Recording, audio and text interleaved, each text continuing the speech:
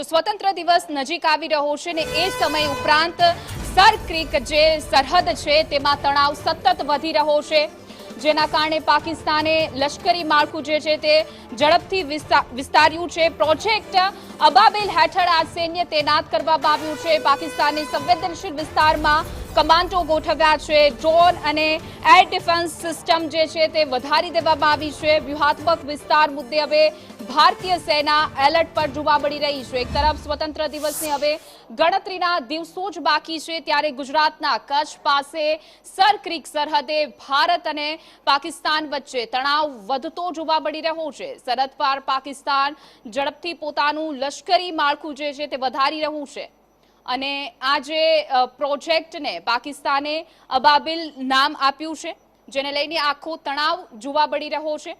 જેમાં વાત કરીએ સરહદ પર પાકની નાપાક હરકતની, તો પાકિસ્તાનની નવી નાપાક ચાલ જે જોવા મળી રહી છે। આ સાથે જ જે સર ક્રીક સરહદ સીમા પર સરહદ પર ઝડપી લશ્કરી જે માળખું છે એ પાકિસ્તાન વધારી રહ્યું છે, જેના કારણે જો કે ભારતીય સેના પણ એલર્ટ મોડ પર જોવા મળી રહી છે। તો ક્રીક વિસ્તારમાં પાકિસ્તાની કમાન્ડો તૈનાત કરવામાં આવ્યા છે।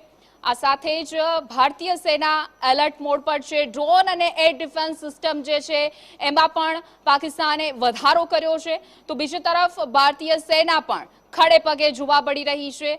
ભારતીય સેના સરહદ પર સંપૂર્ણપણે એલર્ટ મોડ પર।